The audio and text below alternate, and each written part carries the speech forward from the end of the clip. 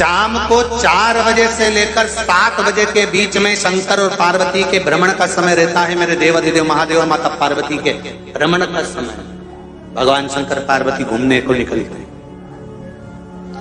इसलिए हमारा सनातन धर्म कहता है शाम के समय पर माताओं को झाड़ू नहीं लगाना चाहिए, शाम के समय पर माताओं को चूड़ी बिछिया नहीं बदलना चाहिए, शाम के समय पर माताओं को मांग में सिंदूरा नहीं भरना चाहिए, शाम के समय पर माताओं को बाल नहीं बांधना चाहिए, शाम के समय पर माताओं को चौखट पर नहीं बैठना चाहिए। उसका कारण क्या है? क्योंकि पार्वती जी ने भगवान भोलेनाथ जी से कहा था कि तुम मुझे रोज शाम के समय प्रदोष काल में भ्रमण के लिए लेकर जाते हो, मेरे लिए आज्ञा क्या है? शंकर भगवान ने कहा सुनो पार्वती, मंदिर के अंदर नंदी रहता है, जाने वाला यात्री जब मंदिर में मेरा दर्शन करने आता है तो नंदी के कानों में कहकर जाता है कि शिव जी को मेरे यहाँ लेकर आना।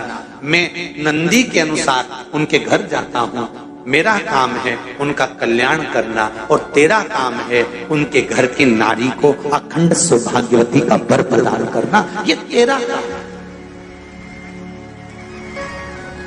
तब पार्वती माता ने कहा अखंड सौभाग्यवती होने का वर मैं तो दे दूंगी, पर उस समय पर माताएं चूड़ी बदल रही होगी, हाथ से चूड़ी निकाल रही होगी तो मैं वर कैसे दे सकती हूँ? मांग भर रही होगी तो मैं वर कैसे दे सकती हूँ? उस समय पर चूड़ी बिछिया बदला जा रहा होगा तो मैं वर कैसे दे सकती हूँ? उस समय पर झाड़ू लग रही होगी तो मैं लक्ष्मी को वहां कैसे भेज सकती हूँ? आप बताओ। तो शंकर भगवान ने कहा प्रदोष का समय एक ऐसा समय होता है, शाम का समय ऐसा होता है जिस समय पर केवल शंकर और पार्वती की आराधना का समय होता है।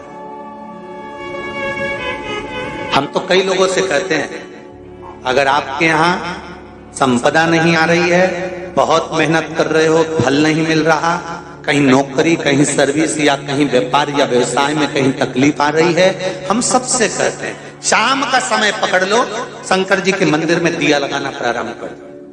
शिव मंदिर में अगर दिया नहीं लगा रहे हो तो बेलपत्री के पेड़ के नीचे दिया लगा। बेलपत्री और शंकर जी के मंदिर में दिया नहीं लगा रहा तो शंकर जी के मंदिर के बाहर चौखट पर दिया लगा। इतना भी नहीं कर सकते तो अपने घर के बाहर अपने द्वार पर दिया लगा दो, पर शंकर जी के नाम का श्री शिवाय नमस्तुभ्यम बोलकर शंकर भगवान को याद कर कर अपनी कामना कर कर बाबा का स्मरण कर कर पंचाक्षर मंत्र नमः शिवाय, षडाक्षर मंत्र ओम नमः शिवाय, द्वादशाक्षर मंत्र ओम नमो भगवते वासुदेवाय, जो मंत्र तुमको याद है उसका स्मरण कर कर लक्ष्मी हो चाहे नारायण हो चाहे राम हो चाहे कृष्ण हो, स्मरण कर कर शाम के समय बाहर दिया लगा दो, दरवाजे के पास लगा दो। वो सुनेगा जरूर, आएगा तो उसका वेलकम जरूर होगा और वो कुछ देकर जरूर जाएगा। नियम तो बनाओ।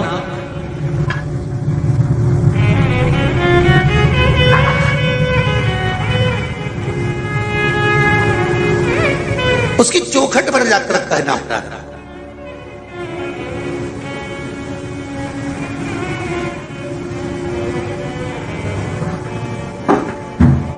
बृहस्पति महाराज ने कहा कि शाम का समय जो प्रदोष का समय होता है उस समय पर इंद्रदेव तुम शंकर जी की आराधना करो। शिव आराधना से शंकर जी जो मार्ग प्रशस्त करेंगे, शिव आराधना से जो शंकर जी कहेंगे वो तुम करना। ठीक है, आराधना करी बाबा भोलेनाथ जी।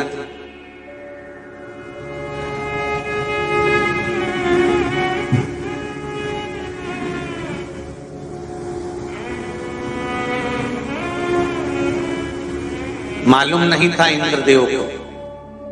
बृहस्पति महाराज ने प्रदोष की महत्वता समझाई तो प्रदोष का समय जानकर शंकर जी पर 7 बेलपत्र प्रदोष के दिन इंद्र ने समर्पित कर दी बिना सोचे। कितनी बेलपत्र? 7।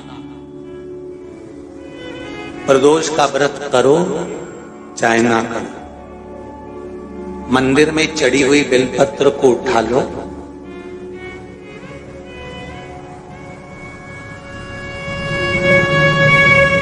बेलपत्र का ब्रह्म कमल बना लो,